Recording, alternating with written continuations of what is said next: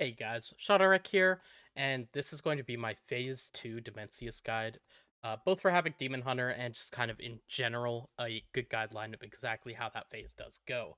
I did already do a Phase 1 version of this, which I will have in the description down below, and you can see that there if you need to start there, and Phase 3 will come after we have killed the boss. Hopefully it's a relatively clean Phase 3 that goes the distance, and I can give a full overview of it, but we'll get there when we get there. So, I just have my own VOD here, and this was from our raid earlier tonight. So, let's take a look at this. And this is one of our best pulls where we didn't have to commit Bloodlust to Platform 2. Pretty much, you are aiming to phase into Phase 2 around 250 on the fight timer. As you can see on my details down here, we're at 249, and we phase here. As you're getting pulled up, I will note if you need to rebuff anybody or anything like that, you can still cast while you are in the air here. So this is a good time to cast rebuffs. And I'll also call for my guild to augment rune. This is where we were popping our augment runes. I just go click it on my bar here, just so we're not using it in our phase 1 parts because we're damage stopping to get that 250 push. You can augment.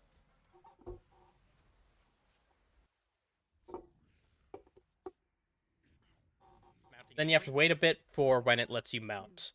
Now, the dragon riding portion, there's multiple paths that you can go, and what I will say is, regardless of the path that you do take, if you're just doing regular flight, you're not doing an orb, it's very minor how much time you can actually gain here. At most, a couple of seconds is the best that you're going to ever get. How fast you are also does depend slightly on where you spawn in the ring. I think typically being lower is faster, but I take a pretty weird path, especially in this run, um, because you actually start the phase with 15 seconds on your buff, and you don't get anything for going through the rings until it's under 10. So I actually go very far to the right here, and then I cut back left, which wouldn't have been worth it. If I'd gone to the next ring, it wouldn't have been so bad. And then I typically do this, where when I do grab this ring, normally I'd fly through the rock up there, but I skip the next two rings and I just fly close to the beam. If you fly too close, it won't actually kill you. If you touch this like little outer part, you'll hear a ding from bigwigs and you'll take damage. It's going to be about 10% of your health. It's not too much. But it's not the entire beam that actually kills you, just the direct center. And then you only need to get one of the catches there, and you can see that my buff is not really that close to falling off. It gets to 0.8 or so. If this buff does fall, this debuff, you do instantly die. You just die. And while you have this debuff, you also take 90% reduced damage. This is good for if you have any cases where, say, you got a debuff or something like that. I'll get to it later with the Void Warden walls, but they apply a nasty 30-second dot, and if you survive until you get the debuff, then it's more or less fine. So, coming into the first platform, on Havoc, the very first thing that you're going to want to do is slam the hunt on cooldown. Getting it on cooldown right away means you can get it on cooldown right away at the start of Pargoth, the second platform as well, and you'll be able to get a hunt in the double damage burn on Dimensius. Plus, like the AoE value, it's just not really that high. Majority of the value is what it hits in a single target anyway. But when you hunt here, you can see that ads are spawning in about 7 seconds. You do not want to actually, you don't want to send your AoE through I-Beam and Immolation Ores quite yet. You want to save to make sure that the ads are not going to be a problem. So you hunt, and I Blade Dance, and then I really just Chaos Strike until about 3 seconds on the ad timer. That's when I start pressing any Immolation Auras, and I wait until the ads spawn to I-Beam. Then I'm going to I-Beam here, once the ads are out and they start getting gripped, and I'm just looking for that Demon Soul, and then slamming my Essence Break and getting an Annihilation and Death Sweep out, which allows me to get my Demon Surges into the ads. And you can see that I'm going to do a lot of damage here. My Rage Fires start popping. Maybe 3 seconds is a little early, but sometimes you'll get, 4 or 5 Immolation Auras here. And yeah, you still get the Rage Fire pop on the Void Warden that you're hitting here, and at least one of the Null Binders. I believe I get it on one of the one script in too. And just a lot of damage going out for me here in general. and then I get my Demon Surges out, and we prepare to run through. The timing that you're waiting for is the fragment to be thrown. That is the big rock or the meteor that Dimensius throws at the platform, and it is baited on a player. You want nobody to have crossed through the Void Warden line until after that is baited. That is going to cause it to be thrown where you are now, and as soon as that happens, I call for everyone to run through, and that allows everyone to instantly start going because next we're going to get the gravity mechanic. Blurred. Now, what gravity is is 3 different people will get the circle. It's always going to be 1 melee player, 1 ranged player, and 1 healer. Um, Depending how it's set up, this could depend on guild strategy, whatever. But ours here is on this one, they go in a line, and you have melee towards the Void Warden wall. That's where our Trojan's going to be. This is best for positioning, and then healers in the middle with the ranged on the outside. And then we also have it hard assigned. So we have assigned spots in each ring so that we're not necessarily overlapping. As you can see, we have a little circle around us, and everyone that you're on will take bonus damage that you're stacked with. It doesn't hurt that bad. And I'm in the back with the Death Knights, who are generally not taking damage, and sometimes we'll even end up triple stacked, and it's okay as long as I'm blurred. It's about a 4 million hit without any DR up. You also take a small hit for being in the circle. I think it's like 1.5 million. One thing to note though is if you are in a Venn diagram, you will get launched. You're going to get your debuff ripped from you from one of them, and the other one counts as an like explosive outward push where you will just get shotgunned away. So make sure you're not in a Venn diagram between the circles. You're just in one group, and it's not necessary that you have a certain amount of people in each. It's just for us, we kind of tried to even split it so that we'd have similar amounts in every single one, including to even out the healer one, our hunters were assigned there. As soon as that crushing gravity is done, and this is where I'm using blur, I should use this blur later. I pressed it early here.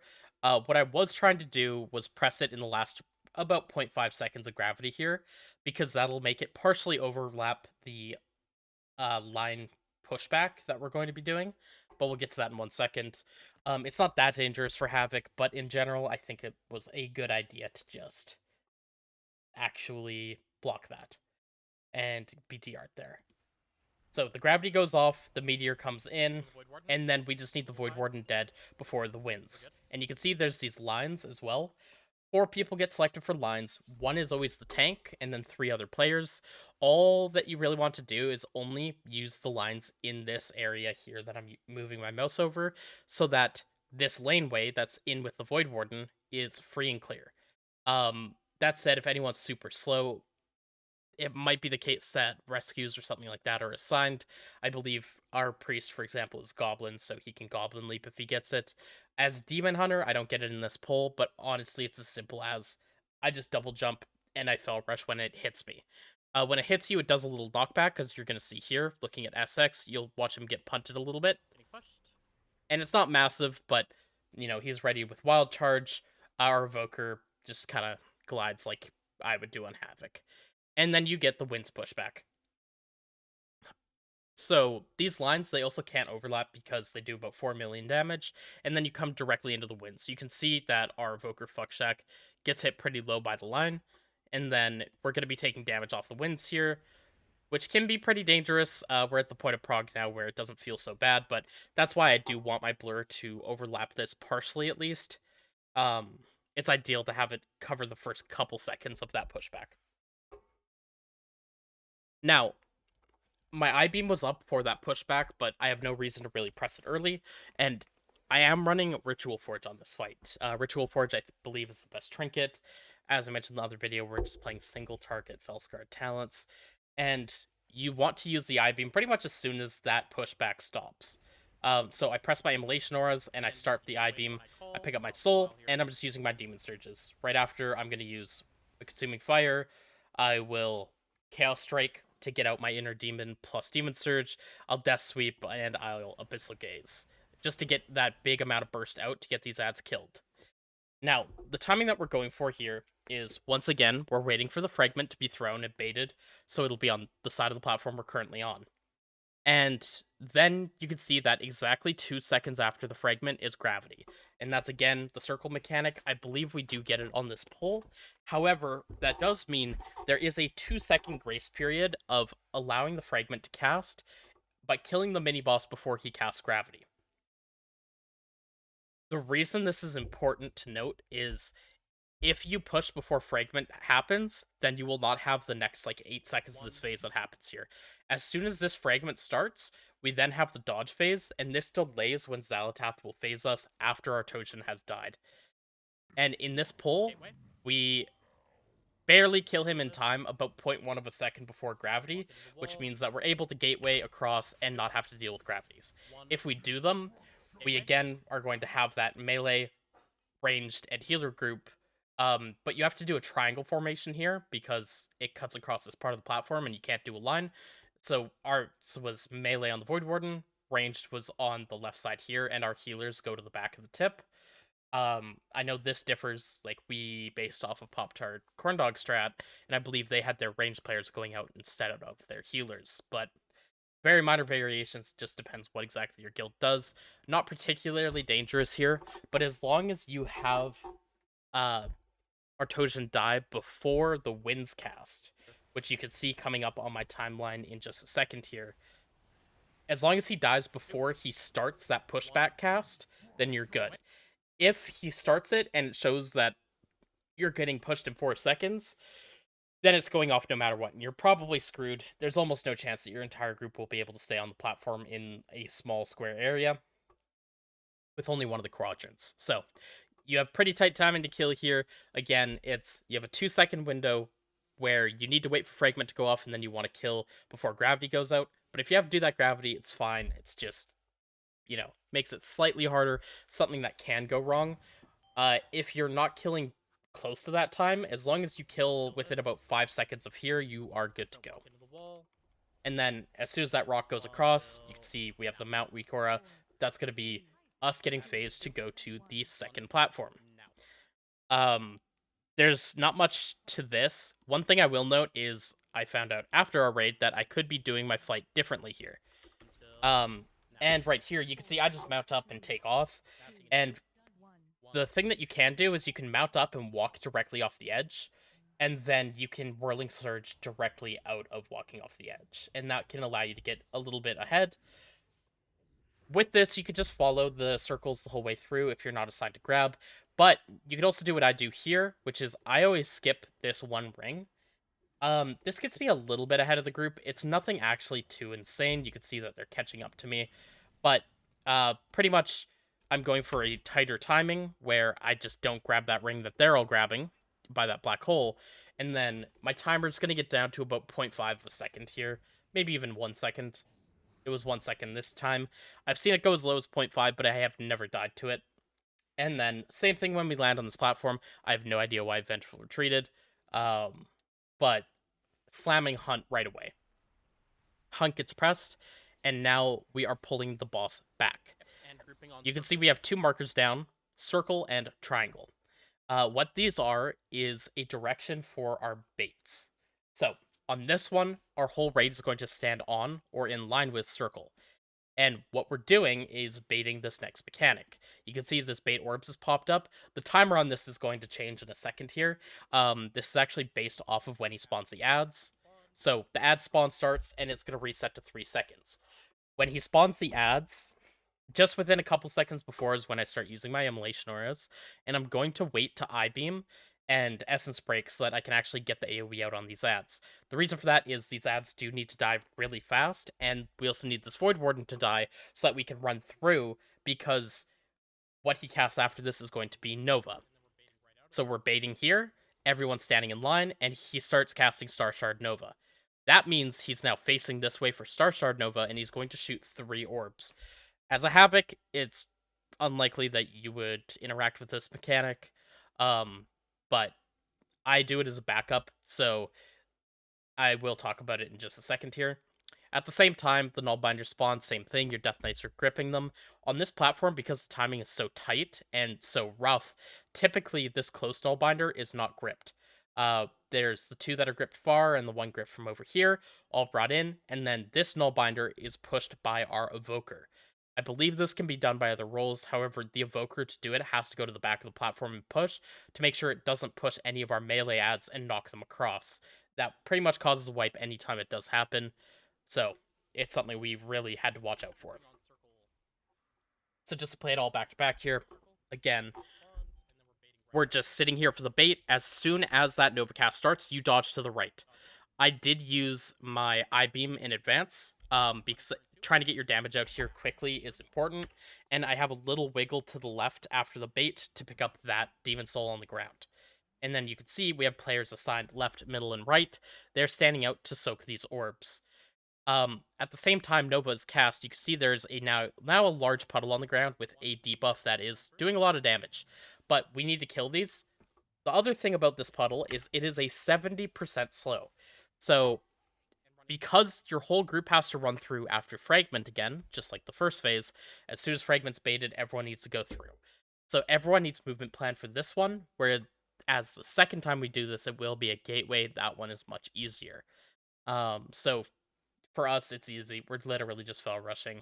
Nothing to really worry about. I kind of stick on Pargoth the whole time, make sure I'm hitting him. And this is going to be another one of those triangle formations that I mentioned before. So I will say our ranged is kind of, and our melee are both kind of in bad spots here, actually. Our melee should come down another few yards, and our range should take a step out. And that would give us a lot more room here for players to stand. Instead, we have to really stack on top of each other, and you're going to see in about 0.1 of a second, our health bars on the left here are going to get really chunked because of all the stacking. Not necessary to take that much damage.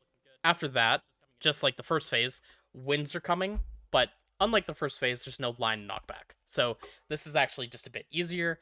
We just have to kill the Void Warden, and then we're going to get blown by the winds.